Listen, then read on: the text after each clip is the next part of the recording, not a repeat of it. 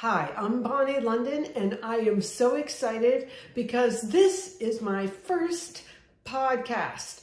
And I am very honored because my first guest, Dr. Chris Knobbe, who is a physician and public health advocate and just wrote his second book, The Ancestral Diet.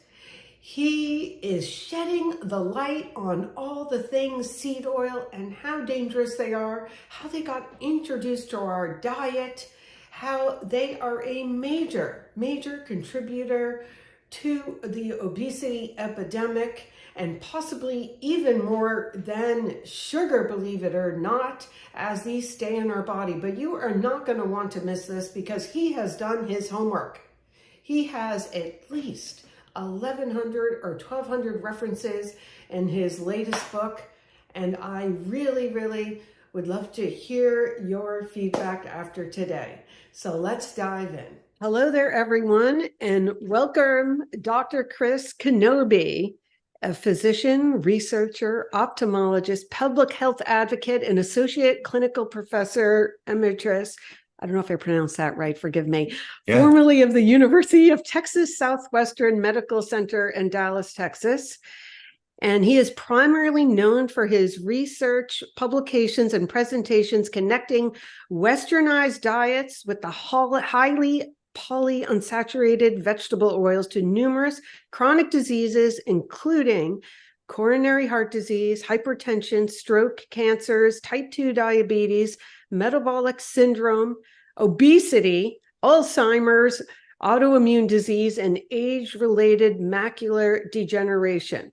His research has focused greatly on the vegetable oil hypothesis as the primary driver of overweight and chronic disease. And in 2016, Knobbe formally introduced the hypothesis that processed food and vegetable oils are the primary driver of AMD, which is the leading cause of irreversible vision loss and blindness in people over the age of 50 worldwide. And most recently, I want to mention, he also wrote 2 books. Of one, I have both of them, but I did just complete reading The Ancestral Diet, which I cannot say enough about, and all the graphs and references. It is a must read for anyone who's interested in these topics. So welcome today. I'm excited for our conversation. But I do want to begin with the question. Thank you, Bonni. Okay. My first I just want to say thank you. I appreciate being able to be on your show. I appreciate it. Thank you. Okay. Wonderful. So I wanted to know what started your journey in this, because you had a traditional medical practice, ophthalmologist, right? And what started you on this and opened your eyes, turned the corner? Yeah, what really led me down this path, Bonni, is my own suffering, desperation, really. And the desperation being that I was suffering with arthritis that began when I was 33, so almost 3 decades ago, and was progressive up until I was 50 years old. And I learned a little bit about the paleo diet from Lauren Cordain's book, The Paleo Answer, that year. That was 2011. And I made some significant changes in my diet that year. And within a few days, literally, my arthritis was dramatically improved. Improved more than what 3 medications had ever improved my arthritis before. And this was just life-changing. And so I read Lauren Cordain's book, The Paleo Answer, and I began to investigate nutrition myself for a couple of years. And then I came across the work of Weston A. Price, and I began to understand that processed foods, mostly refined flours, sugars, vegetable oils, canned goods, sweets, those kinds of foods were driving chronic disease, overweight. Well, this really didn't come from Price's work necessarily, but in his work, it was mostly degenerative diseases like arthritis and cancers and birth defects and so forth, and dental decay. But I just kept investigating, and I developed the hypothesis that once I understood that processed foods were driving overweight, obesity, and all this chronic disease, I hypothesized that the same processed foods might be driving age-related macular degeneration, or AMD, which is the leading cause of irreversible vision loss and blindness in people over the age of 50 worldwide. So I began to investigate that, Bonni, and for about a year and a half until early 2015. And I was so convinced that hypothesis held water that I left my ophthalmology practice and began to pursue that full time, and formed a small group. And we evaluated that hypothesis by looking at food consumption data, tracking processed foods using vegetable oils and sugars as proxy markers of processed foods. And the data in 25 nations, every single nation that we studied, supported that hypothesis. So I published a paper, published a book, started a nonprofit organization. And anyway, by about 2018 or 2019, I just kept finding in my research that the huge driver of all of this disease, including macular degeneration, was the vegetable oils. And there just wasn't a lot of discussion about this. And I didn't feel like anyone was doing it quite the justice that it deserved. And so really, I've been on a trek now for about the past 5 years. I really started this in 2018 and kind of went public with it in 2019, connecting vegetable oils specifically as the major driver of obesity and coronary heart disease, strokes, cancer, diabetes, metabolic disease, macular degeneration, autoimmune, on and on and on. So that's been my focus over these past 5 years. And that's what this new book, The Ancestral Diet Revolution, is all about. It's very light on macular degeneration. It's very heavy on all of these other, like the obesity, coronary heart disease, cancers, diabetes, metabolic disease. So that kind of brings you up to date. Yes. Well, maybe you could explain a little bit about how, these oils came into our diet, but also, compared to other fats that have existed in nature for, since the beginning of time, what is so unique about these particular oils that has made them particularly, problematic? Yes, that's a great question. So if you look at, and we have a paper that's submitted for publication right now, where we've tried to look at the history of vegetable oils, because it's never really been published in a scientific paper, but the history of vegetable oils and their consumption on a global basis, with some emphasis on the United States, but because that's where the data is the best in terms of going back to the 19th century. And we've already published data on vegetable oils in the 19th century in the US. But anyway, if you look at throughout all of history, almost no one ever had any kinds of vegetable oils. There was trivial amounts throughout history of coconut oil, palm oil or palm kernel oil, sesame oil, a few others, and then olive oil, but only, again, all of them together collectively were consumed in trivial amounts throughout history. And then beginning about 1866, in the United States, cottonseed oil was the first seed oil introduced into the food supply. And Americans really didn't want it. They weren't interested in consuming an oil that they knew only as a lamp oil or machine oil previously. So the manufacturers were trying to sell it as food. And that really didn't go over very well, since, as I said, people had thought of it as machine oil and lamp oil mostly. And so manufacturers, not to be deterred, they decided to to sell it by adulterating other products with it. And one of the first things they did was create margarine. They called it oleomargarine, and eventually it became shortened to margarine, but that was a mix of cottonseed oil and butter. And then they would even use colorant to try to keep the color more like butter. They would, use a yellow dye in that. Then they began to adulterate olive oil and sell olive oil to customers in the U.S. and in Europe. So they were adulterating olive oil in the 1870s. In fact, the French made complaint in 1880 because we'd shipped something like 55,000 barrels, if I remember right. It might have been a lot more, but anyway, a huge number of barrels of so-called olive oil, and they knew it wasn't. They knew it had been adulterated, and they stopped importing our so-called olive oil altogether. And then in 1911, Procter & Gamble introduced Crisco, which is the first ever industrially produced trans fat. But Crisco is a hydrogenated or partially hydrogenated vegetable oil, so it came out of the cottonseed oil industry as well.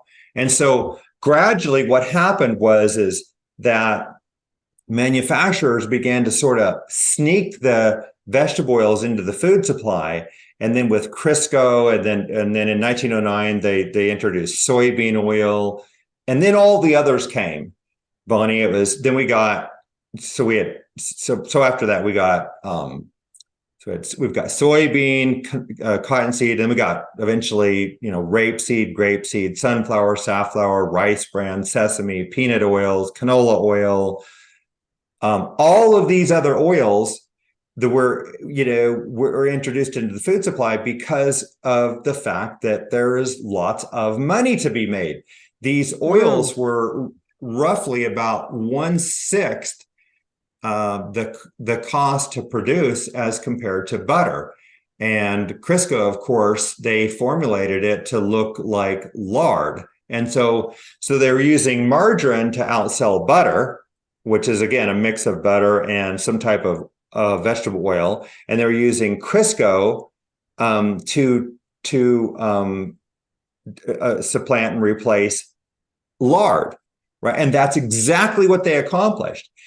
And so gradually, the food supply became more and more heavily laden with these vegetable oils. And I'll give you some numbers here. So if, for example, our data shows in 1865, an average American had zero consumption of vegetable oils. We had none. By 1900, we were about 1 gram a day. By 1909, we were at 9 grams a day because soybean oil was introduced that year. By 1961, we're at 19 grams a day. By 2010, we're 80 grams per person per day. Well, 80 grams is 720 calories. That's 32% of U.S. caloric intake. That's crazy. And I just want to mention, because one of these things that really caught my attention in reading the book is, of course, something that these companies had to overcome when they were making these oils.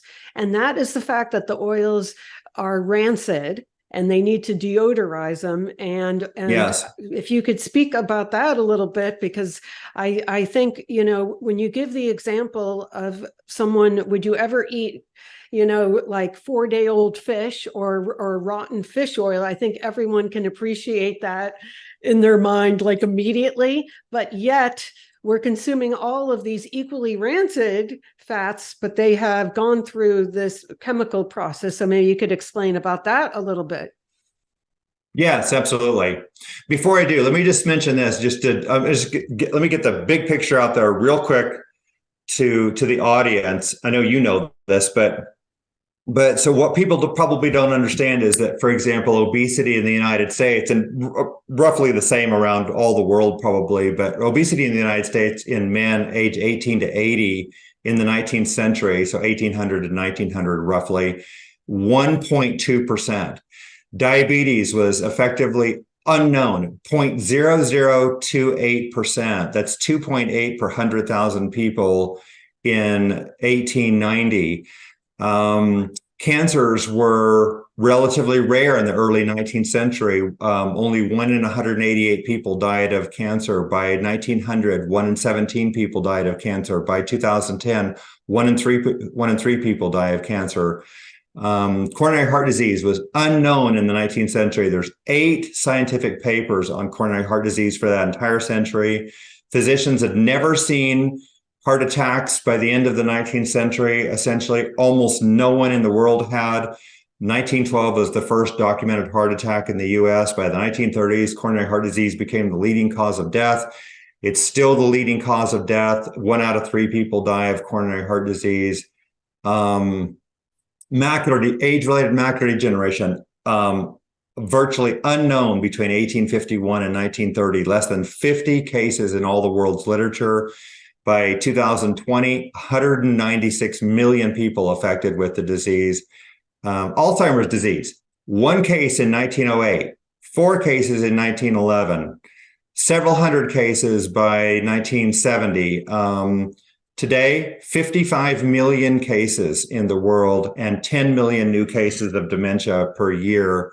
So all this chronic disease just exploded, and it all runs in parallel with the vegetable oils. Oh, and obesity, I didn't mention. So obesity, climbed from 1.2% in 1900 to 13% in 1960 to 42.5% by 2018 in the US.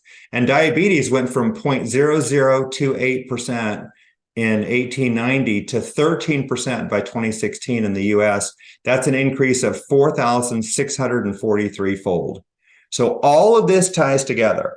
So, okay, so back to your question about, well, how are these made? Well, first of all, the vegetable oils require that the seeds, these are mostly come from seeds, which is why the better term for most of them is seed oils, but these seeds are crushed, heated, pressed, then they're chemically alkalinized, bleached, and deodorized before they go into the bottle. They're highly oxidized. And as Bonni was mentioning, they need to be deodorized. Well, this deodorization step, it's typically 4 or 5 stages of high temperature heating, up to temperatures around 500 degrees Fahrenheit several times, in order to remove the stench from these oils. These oils would stink badly because they're so oxidized, the equivalent of decaying fish. So when you have the reason that they do, and I need to go back to your earlier question too, is what makes these different? Well, the omega-6 fat is really high in vegetable oils, and it is naturally very low in all natural food. The omega-6 is really low. But it runs, it tends to run from 20 to 80% in vegetable oils. And those omega-6 fats, they're the ones that they tend to oxidize. And when they oxidize, they would stink, just like the omega-3 fats and omega-6 in fish. When they oxidize, which is basically this, part of the decaying process, they stink. And so if it weren't for the deodorization step, which was perfected way back around 1900, nobody would be eating vegetable oils because they would stink, and they'd make your food stink and taste awful. But that step allows them to get them into the food supply, and they're virtually odorless and tasteless. It makes it hard to understand how we can even call these things food, because they've been so, I think it's, not, but thinking about oxidation, right. If you could talk specifically just for a minute about, the diet heart hypothesis and the oxidized LDL cholesterol and the connection, with these seed oils, and why, we really are maybe eliminating the wrong fats here. Yes, absolutely. So to do this in 1 minute, I'll try. Here's what I found. First of all, is Well, we'll make it very quick, and then we can dig back into whatever you want, Bonnie. So, but let me we'll get the high level view out of the way, and that's what I prefer, and everybody else probably prefers anyway. So, think of it this way. First of all, everyone, is that there's been all kinds of populations that have incredibly high saturated fat consumption, like the Maasai warriors of Kenya and Tanzania that consumed 40 to 46% of their diet as saturated fat, yet had virtually no heart disease. The Tokelauans of the South Pacific in the 1960s, their diet was 50% saturated fat coming from coconut oil, yet they had no heart disease. 19th century Americans consumed on average about 225 pounds of meat per year, yet had no heart disease. They were consuming, on average, probably around 10 to 12 ounces, the adults anyway, 10 to 12 ounces of meat. That's all meat per day. That could be, when I say meat, I mean most of that would be beef and pork, some chicken and some fish. So the bulk of it was pork or beef and pork. But anyway, they had no heart disease.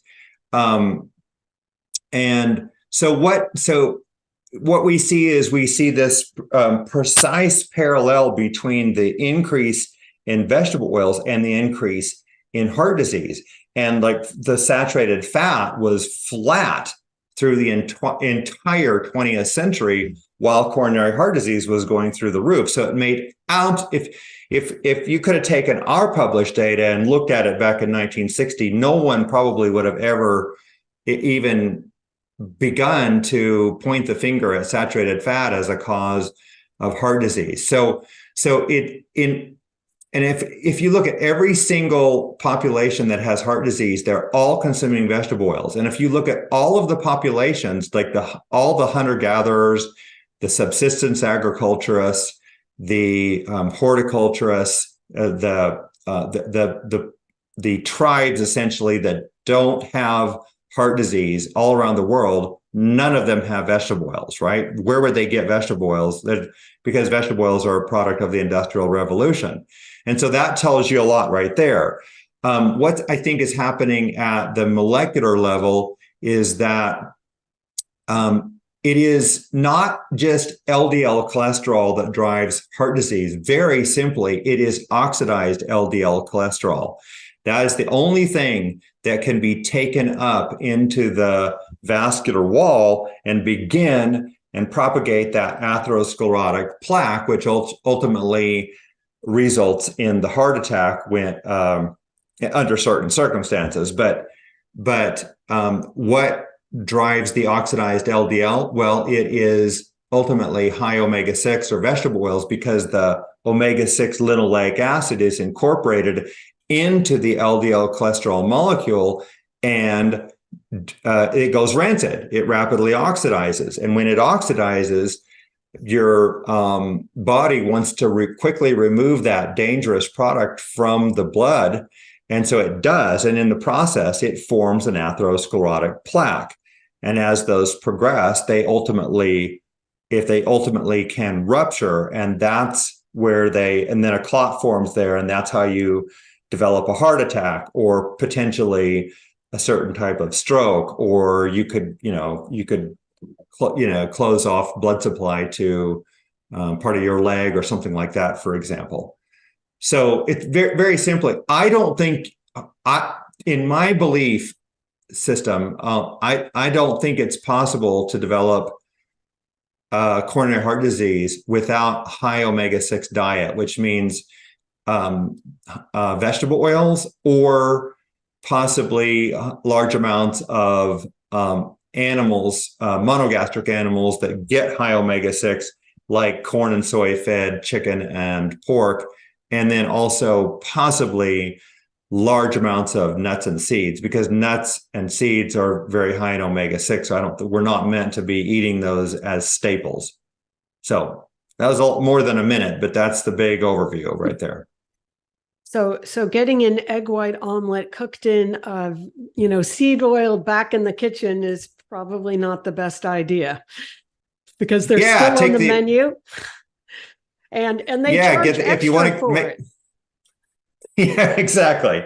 Yeah, I mean, have an omelet with all, with all the eggs you want, if they're ancestrally raised, which means the chickens are not being fed corn and soy. That makes their omega-6 low. And cook the eggs in butter. So I cook everything in butter. We cook everything in butter. If you need a lot of oil, I would suggest using coconut oil because it's 2% omega-6 linoleic acid. But all the other oil, I mean, if you want to keep it really simple, I would avoid edible oils in general. Well, I am on board with that. But obviously there's been a big switch in pushing people to these seed oils to lower the LDL cholesterol. But of course, I know it's been correlated with overall, higher mortality risk as well. Right, and I say something that's it's factual and rather humorous all at the same time. I often introduce this at the beginning of my presentations, that the most prestigious nutrition institutions in the world, Harvard School of Public Health, Tufts University Nutrition Department, Mayo Clinic's Nutrition Department, Cleveland Clinic, the American Heart Association, on and on, they all tell us to consume the so-called heart healthy vegetable oils. And why do they tell us to consume these? And the answer is one single reason. That is that they lower our cholesterol. And then I say, and guess what? So does arsenic. And this is absolutely true. Arsenic lowers your cholesterol. Arsenic does the very same things to us pathophysiologically that vegetable oil, that the seed oils do, because they both work through similar mechanisms. Their primary mechanism of action that's dangerous is oxidation. And by the way, Bonni, I'll just say to your audience that there's 4 major pillars of danger through high omega-6 diets and vegetable oils. And that is that they are pro-oxidative, pro-inflammatory, directly toxic through advanced lipid oxidation end products, and they're nutrient deficient. Vegetable oils do not contain vitamins A, D, or K2. None of them, of the vegetables, including the healthy ones like coconut oil, palm kernel oil, and good quality authentic olive oil. They do not contain those vitamins. The healthy animal fats like lard, butter, and beef tallow, all traditionally raised, which is important to understand and follow, those contain vitamins A, D, and K2. They are non-pro-oxidative, non-pro-inflammatory, non-toxic. They do not contain advanced lipid oxidation end products to any significant degree. And they have the fat-soluble vitamins A, D, and K2. So you just have, they're just at polar opposite ends of the spectrum in terms of, the animal fats traditionally raised are brilliantly healthy and, proven. The populations that consume only those are incredibly healthy. And the populations consuming the most vegetable oils, like Americans and, the Israelis, for example, in Israel, we're some of the populations in the worst possible health. Yeah, so I always like to explain, listen, if you want to be lean and healthy, then you want to eat animals and lean and healthy. And currently these animals we're eating, when you see the fat, that's in the muscle, I mean, that's a sign of insulin resistance. And I thought that was a very interesting topic in your book as well, with diabetes and talking about China and a lot of the discussion with sugar, because of course sugar has been demonized. And I don't think you would suggest that sugar or eating high processed carbs is a good idea either. But at the same time, they're very different, and what happens when you consume these things, as those can be burned. And of course, the seed oils are very different. But if you could talk about that a bit, I think that would be interesting. Yes, absolutely. So you reviewed my viewpoint exactly right. After studying this for 12 years and really trying to understand this, and I just want to say, I don't have any hidden agenda. I don't get paid to do this work, by the way. I work for nonprofit organizations. I don't accept compensation from those organizations. I don't accept royalties from my book. I don't care what the answers are, Bonni, in terms of health. I'm just trying to find the correct answers, and for myself and my friends and family and you and everyone I reach out to. So I'm a public health advocate. I'm just here to try to get to the right answers. Well, all of the evidence has led me to believe that it is the vegetable oils, the highly polyunsaturated vegetable oils or seed oils, that are by far and away the most dangerous. If we look at, in comparison, sugar and refined flours, they definitely are problematic, in my view, if they take up significant amounts of the diet, because of the fact that they are nutrient deficient is their main problem. Now, people could react to, have gluten sensitivities and all that, and that's of course has to be considered, because people can react to any kind of food. But sugar, for example, is not pro-oxidative, pro-inflammatory, or directly toxic to the body like vegetable oils are. The only time sugar can become toxic is when it's fed, and this has only occurred in laboratory animals. They feed laboratory animals like 60% sugar diets. Well, there's no population where even comes close to that. Like, Americans consume more sugar per capita than anyone in the world, and we consume 21% of our diet on average as sugar.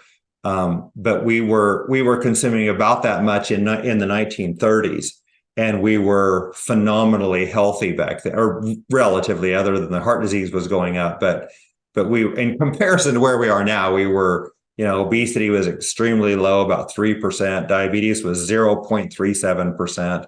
Metabolic syndrome, I don't think really hardly existed. Alzheimer's was rare. Macular degeneration was rare. Go on and on. And but I view that, the fact that, so refined flours and refined sugars, Weston Price found that these were problematic foods back in the 1930s. There is no question they are problematic. It's a matter of dose, though, and like all things. And those are not our primary problems. Are they problematic? Yes.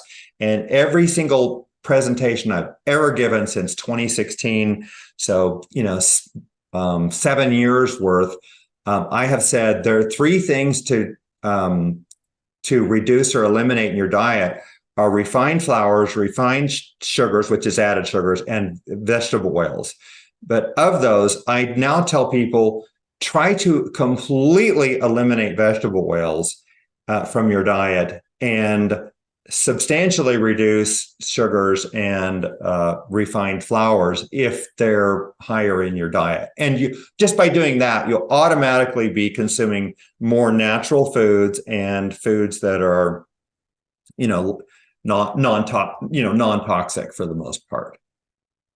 I mean, I definitely find that people feel better when they, switch within weeks. It's incredible. However, I'd like you to talk about the fact that, to me, what also is different about the seed oils compared to, the high carbs or processed sugar is the fact that these become part of our cells.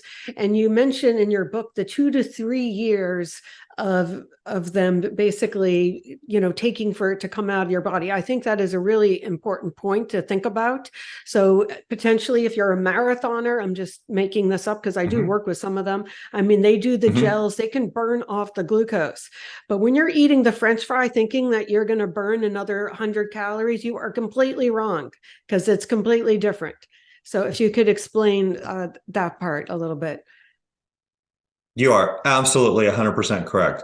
So when we consume polyunsaturated fats, omega-6 and omega-3, like you get in vegetable oils, and you get both of those in vegetable oils. And any kind of fat has those fats in them, by the way, any kind of fat. So we accumulate these omega-6 fats. I'll just stick with that to keep this simple. We accumulate omega-6 fats in our bodies. We accumulate those in our cell membranes, our inner mitochondrial membranes, and in our body fat. what's called, scientists or physicians, we call it adipose. And the amount of that omega-6 is reflective of whatever you've been consuming in your diet for the past 3 years.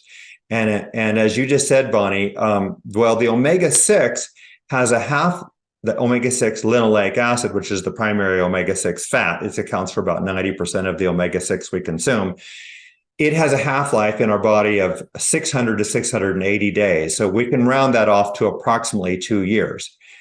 So when you consume French fries that are made in vegetable oil, like you would get in almost every single restaurant in the world today, most of them, those oils then will take up residence in your body, and they will gradually accumulate, and you cannot quickly get rid of them.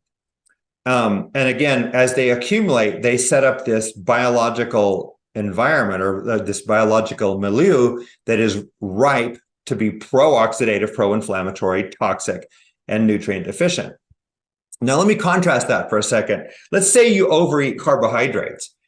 So the first thing that you do is, whether it's rice or potatoes or it's even sugar, so you will first replenish, you will burn it for fuel if you need to right away, or you will replenish your glycogen stores, which is your carbohydrate stores, in your liver and then in your muscles. And let's say that those are then completely full. They can't take any more, which will happen if you consume enough carbohydrates, or you're regularly consuming carbohydrates, let's say. And now you've got an oversupply of carbohydrates. Well, the extra then has to be converted to something. Well, guess what your body converts it to? The first thing it converts it to is saturated fat. And the second most popular thing for it to convert it to is monounsaturated fat. It never, ever, ever converts it into omega-6. It can't. Your body cannot. So this is another reason that your body will, if you give it something healthy to eat, like a potato, just a white potato or a sweet potato, and you've got too many carbs already, it's going to convert it into saturated fat. Why would your body convert that into something that's unhealthy for you? That tells you right away that it's healthy. Sure. I got to plug this in. Hold on. Okay, sure.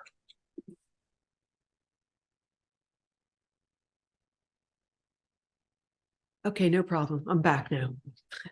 Okay, so it just makes sense, that we have to be cautious about what kind of fats we consume, because again, it'll take you. So once you stop eating vegetable oils, yes, it will take you 3 years to get your body fat adipose, or your adipose or body fat fatty acids down to an ancestral level. And that should be very low. It should be, your omega-6 linoleic acid should, on an ancestral diet, would be under 3%. But the omega-6 linoleic acid in Americans, for example, had already increased to 9.1% by 1959 in Americans. And by 2008, it was at 21.5%.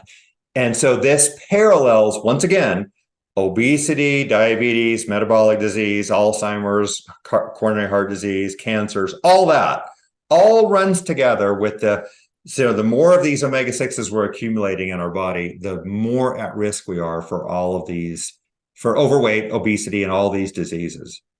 Well, you just said something I just want to repeat, because I think it is so important that I want to repeat it again. And that is that our own bodies, when it has extra energy from consuming carbohydrates, actually produces the very saturated fat that is supposed to be, the demon to kill us. And that's what our bodies does to us. Are you kidding? I'm just saying that exactly. When we think about it like that, it's like, are we? I don't think so. I think we are built for, survival here. And exactly. there is, a reason. Now, of course, it's a little different, with the animals, which is why actually before we got on today, I was talking about particularly poultry, just because of the different digestive systems. So when they're consuming all of these seeds, different animals will get different amounts of these problematic fats that become part of their tissues, just like us eventually. Exactly. Yeah. So beef or cattle ruminants, the ungulates, the hoofed animals that are ruminants that have these multi-compartment chamber stomach systems. That one of those stomachs is a what I call a biohydrogenation chamber. That didn't come from me, so but that's a good term for it. But that single stomach can take foods that are high in omega-6 like corn and soy that cattle are fed in concentrated animal feeding operations, CAFOs, and it can convert those omega-6s into saturated fat and monounsaturated fat and store that in their body fat. So cattle, they maintain a very low omega-6 no matter what you feed them. But now the monogastric animals, which includes humans, chickens, and pigs, and fish, for example, all of us, when we're fed high omega-6, we don't have a biohydrogenation chamber. We don't have this fermentation chamber where we can hydrogenate those omega-6s into saturated, monounsaturated fats, so we accumulate them. And so this is why chickens and pigs, for example, that are fed in CAFOs and fed corn and soy, they will develop very high levels of omega-6 in their body fat, just like humans. And I give an example. So the typical chickens and pigs, they'll get to 20+% omega-6 linoleic acid in their body fat. And we're eating those. Well, that's as high as canola oil, for example. And again, compare and contrast that to beef cattle, chickens, and pigs when they're fed an ancestral diet, which means no corn and soy, they're fed their natural diets. Mm-hmm. They're all around 2 to 2.5% omega-6 linoleic acid. That's where most of our omega-6 should be coming from, is those foods right there. I mean, that should be a big bulk of it. It's hard. You cannot find a grass-fed chicken. I mean, I found them around the country, but they're hard to come by, is what I would tell you.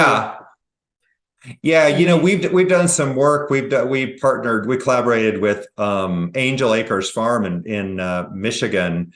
They're one of the few. They're just about the only farm that I know of that's raising chickens ancestrally in the United States. So they taste different. Chickens. Yeah, they do. They need to be fed some grain, but I can't remember exactly what her grain is, but they get alfalfa.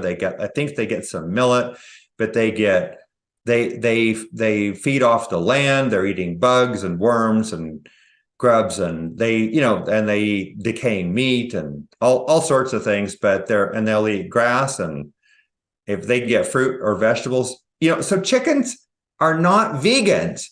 People need to understand they're omnivores. And when you see they're fed a vegan diet, that's just it's like feeding, humans. We're not naturally vegans. And it's the same thing for pigs. And when they're fed their natural diet, they're very low in omega-6. Well, so that is how, so we tested the fat in Angel Acres Farms chickens and in their eggs, the chicken eggs. And they're very, very low in omega-6. Like, for example, the eggs, they're about 1/5 the omega-6 linoleic acid of what you'd get in a CAFO raised chicken egg.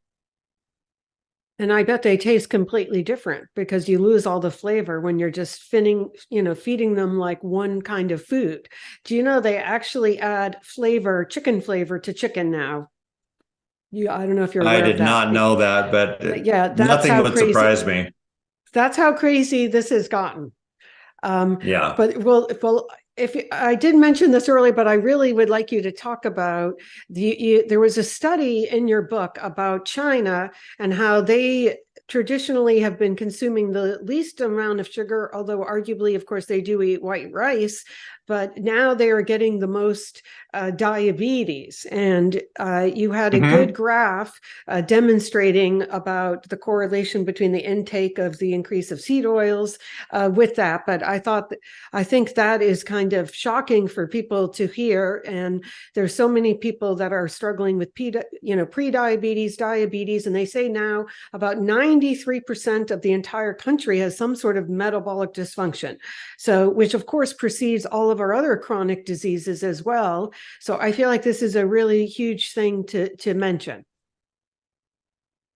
And this is brilliant. You asked this because I happen to have a few graphs laying here on my desk, handy, that I could reference. Okay, Otherwise, well, I don't have all of this in my head. Oh, if you have permission, if you have it on to share your screen if you would like to.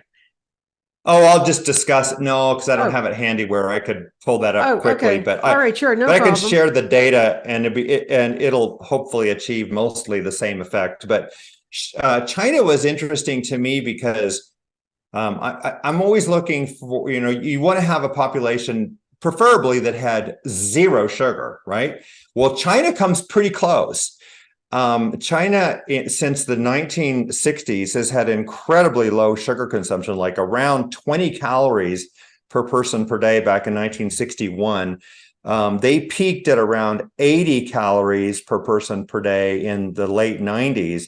And then it's dropped down a little bit. So they're typically been between 60 and 80 calories per person per day, which is only 2.5% of calories. This is the 8th lowest sugar consumption in the world for the data that's available, which covers about 170 some countries. This data comes from the Food and Agriculture Organization of the United Nations. Okay, but now let me just tell you quickly that their vegetable oil consumption, however, was about 30 calories per day in 1961, also very low. That's about 3 grams. And then by 2018, their vegetable oil consumption was 204 calories per day. You have to divide that by 9. So it's whatever, that's about 10, 20 some grams a day, right? Okay, so they went from about 3 grams to 20 some grams of vegetable oils per day on average. And so this is what happened to them with this is in their overweight and obesity during the period of about from 1991, overweight and obesity climbed from 15.3% to 42% by 2013, I believe it was. All right, 15.3% to 42%. Their cancer incidence rose from 495 per 100,000 in 1991 to 1,587 per 100,000 by 2016, I believe it was. So their cancer incidence went up more than 3-fold, right, during this period. So yeah, cancer went up 3.2-fold between, I should have been looking at some other data, between 1990 and 2017. Diabetes increased from 3.7% in 1990 to 6.7% in 2017. All right, so it almost doubled. Cardiovascular disease increased 15% between 1990 and 2017.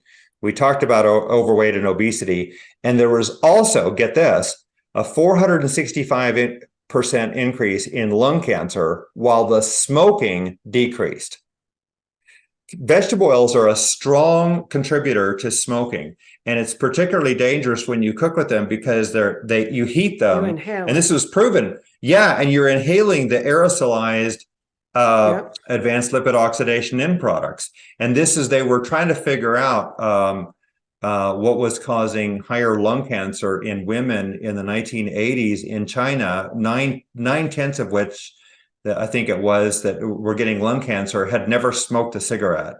And they eventually connected it to the fact that they were much more commonly cooking with rapeseed oil in wok type cooking without good ventilation. And so they're being exposed to these vegetable oils. But all these things, cancer, diabetes, cardiovascular disease, overweight and obesity, lung cancer, all this going through the roof, right? With almost no sugar in the diet. 2.5% of the diet is sugar, which is incredibly low. And can we assume, just because I think people might ask about, they're known for eating a lot of white rice, that remained somewhat stable. They didn't have like an explosion of rice consumption. Yeah, I actually don't have the data on rice consumption itself, and I don't know if that exists. So I could not tell you for sure.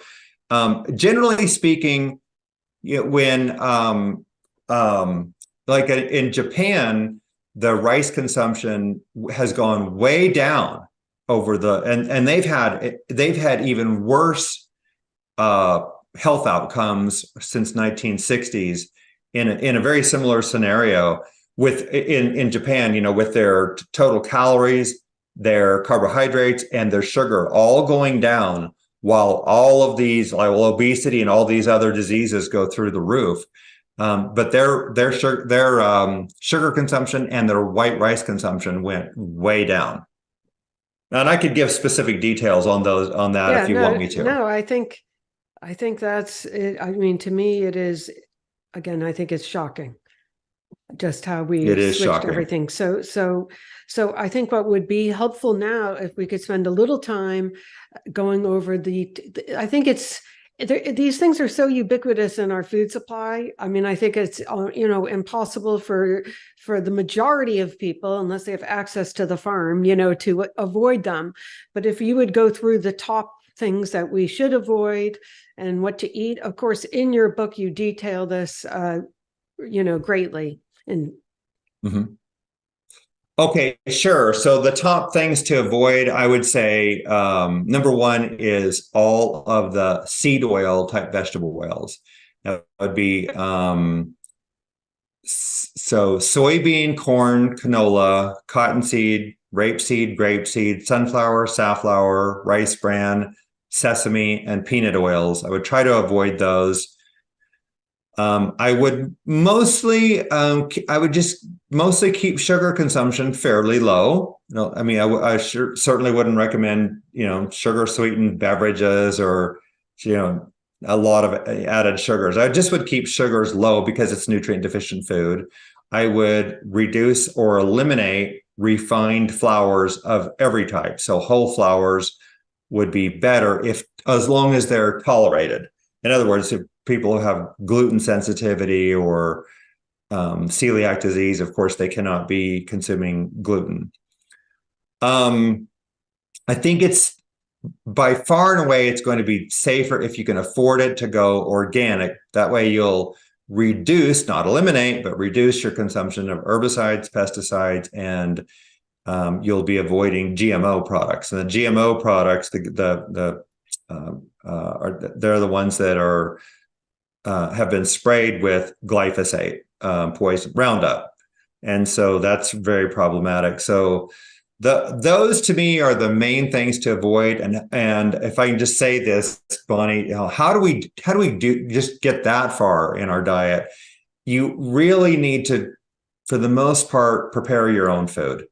It's just really hard. If somebody else is preparing your food, you're going to really have to work at it in order to make sure you're not getting vegetable oils, for example, because vegetable oils are ubiquitous in our food supply. They're ubiquitous they're almost the exclusive oils used in restaurant cooking, fast food cooking, and in almost all processed foods. You will rarely find butter, healthy lard, or beef tallow in processed foods. So that would be a big start right there. But okay, I have a trick question for you. Sure. If you had to give a choice, you're out to eat, to either eat conventionally raised chicken or farm raised fish, what would you choose and why? I have my answer, but I want to know if you agree with me. It's a tough one, isn't it? Yeah, it kind of is. Well, the farm raised fish is going to be a lot lower in omega-6. And so, Really? yeah, for sure. It's going to be a lot lower in omega-6. I can't give you those numbers right off the top of my head, That's but you know, okay. fish is naturally really, really extremely low. Wild caught fish is extremely low in omega-6. And so, but it definitely will accumulate to to substantially higher degrees, but it doesn't even begin to compare to what chicken or pork would get to. So just in terms of the omega-6, I would say that you're going to be far better off with farm raised fish. But that's my view. And I might, that one is, you did throw me a curve there. I hadn't thought about that one specifically, but I should go to my book and look at what the omega-6 gets to, because I can't remember what that one, I'm a numbers guy, but I can't remember that number. I mean, the microplastics, the toxins, all the pesticides. I mean, but these are, you got to eat something if you're hungry and you're out. It's just, these are the kind of things that people are dealing with that are watching, that do go out. I mean, I live in Sarasota here, where it's a retirement community. So this is part of my daily discussion with people, is how to go out to eat. And so I do give them a handout to try to pick, obviously not doing the dressing, get steamed vegetables with the actual olive oil butter on the side, and then what animals to try to pick out. But it's definitely like going in a minefield, and trying to avoid these things. But I think we can greatly eliminate it for sure. I mean, this is not, but when people do make, those changes, I think they do feel so much better, that to me, that should be the motivation on a daily basis. Right?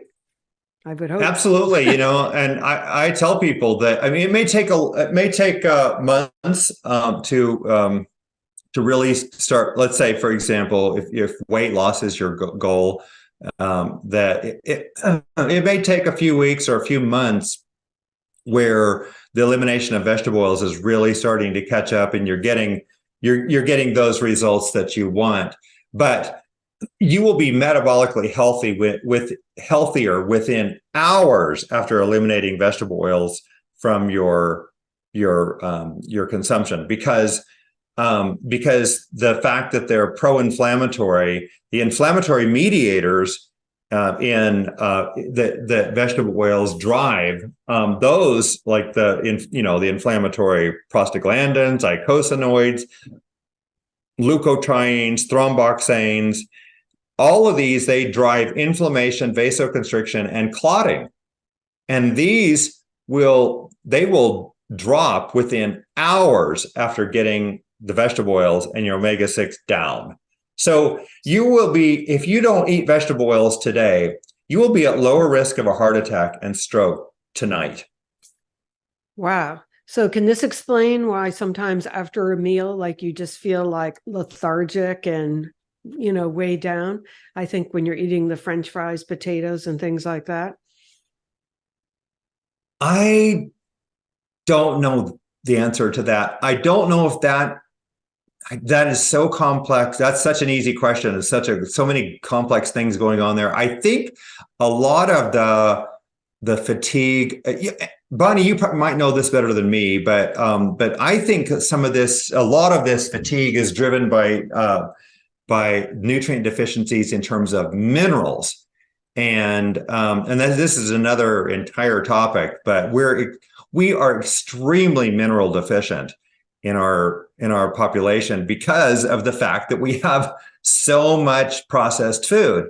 If you think about it, by 2009, 63% of the American diet was made up of vegetable oils sugars, refined flours, and trans fats. 63%. Well, those don't have any really all up beneficial vitamins or minerals. I mean, we've got the vegetable oils will have some vitamin E and vitamin K1, but other than that, none of them have any minerals, right? Or they're just almost completely mineral deficient. And there goes 63% of your diet as with food that provides you no nutrition that your body needs. And James DiNicolantonio has presented this in his book, The Mineral Fix, and he's talked about it on many podcasts, that 30% of Americans have 10 or more mineral deficiencies. And probably lots of Americans have 20 and 30 or more mineral deficiencies. We need 82 minerals in our diets. People just don't think about all these, and we're extremely deficient in magnesium, potassium, and calcium, but also copper and iron are very, very common. And it's all because of our nutrient deficient diets. But those nutrient deficiencies will drive fatigue.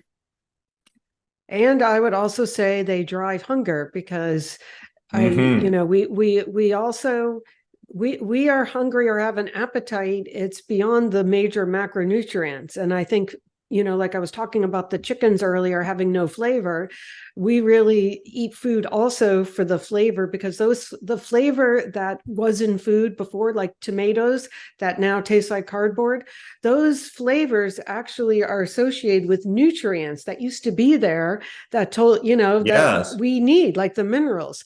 So that's why, all of the flavorings and all that. There was a fantastic book I read called The Dorito Effect, which I recommend that one, but that's what he talks about that.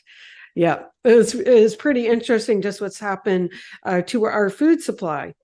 All right, I just one more little comment here. Because I just know this is really a driver for many people, and that is obesity. And one of the things that you laid out so nicely in your book was the way that these affected our fat cells and our mitochondria, inflammation, and our appetite. And I thought you did an excellent job in explaining how these fats are really connected with obesity. So maybe we could end by discussing that for a bit. Yes, absolutely. Probably the most important topic that we could even discuss. I believe, and I've presented on this at multiple conferences, that in my view, the vegetable oils are accounting for probably about 90% of obesity worldwide.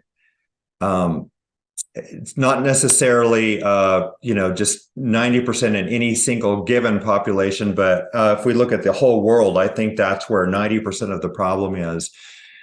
The main reason this is, and I don't think I'll go into every single mechanism, but the main reason that I believe this is it's number one is the high omega-6 diets are damaging to the inner mitochondrial membrane of our mitochondria. And when they damage the mitochondria, we have, I'm going to keep this very high level, we have loss of energy production through the electron transport chain.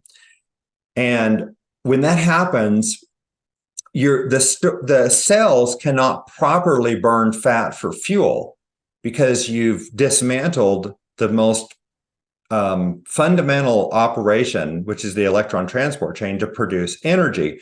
So the cells then will begin to just store the fat, which becomes lipid droplets.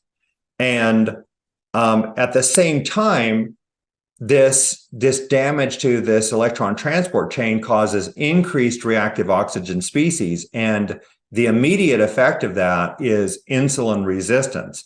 And so everybody talks about the fact that all of these disorders, overweight, obesity, and then even all these seemingly disparate conditions like atherosclerosis, coronary heart disease, strokes, cancers, diabetes, metabolic syndrome, all of these, Alzheimer's, all these disorders, they all share mitochondrial dysfunction and insulin resistance at their core. Well, so why do they share this at their, the most fundamental level? It's because they're all connected by this mitochondrial dysfunction, which is driven by the seed oil and the high omega-6 diets. So now if you go back to that cellular level where it said the cell then begins to store the fats because it can't properly burn those for fuel. Well, the cell is a microcosm of the entire body. So we're just, whatever we are, something like a 40 trillion cell mass. And that's what's happening all over our bodies. We're storing fat that can't properly be burned for fuel because of this high omega-6. And we're gaining weight, but we're also tired, fatigued, because we can't properly burn fat for fuel. We can burn carbohydrates for fuel properly still, because that's glycolysis, and that's outside of the mitochondria. And so we're still running that okay. That runs okay. And this is why, as you're gaining weight, as you gain weight or become obese, you tend to be, fatigued, probably for a lot of reasons, but this is a major reason. You're fatigued, you're gaining weight, and you're really now craving carbohydrates, because at least you can burn those properly for fuel still. So all this fits together, in my view, based primarily on what I just described there. There's other mechanisms, which I won't get into, but that are reviewed in the book. But the hunger, yes, the cannabinoid system and how it makes you hungry on top of that. So that absolutely, I just think, it's like the perfect storm, right? It's like we have all this fat, but we can't get to it, and all of that. Well, I think this was great. Is there anything else you would like to share?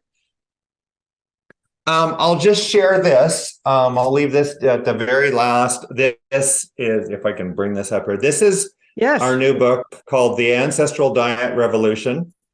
And this reviews all of this kind of information and so much more. And that book is available at online retail booksellers like Amazon, Barnes & Noble, and Books A Million, all those. And I would just ask anyone who reads it, we would love to get your review on Amazon, because it helps spread the message. And again, it's beneficial to our nonprofit foundations and to our goals of getting this message out there, and our goals of doing further research that supports this kind of evidence that we hope one day will change allopathic medicine, will change conventional medicine, and physicians will begin to understand this and tell their patients about it. And so that's our ultimate goals, is to change the world in this way. Well, I am on board, and after reading the book, I would just also share with the 1,200 plus references that are in there. That was amazing, and all of the charts to really illustrate all of your points was really helpful, and again quite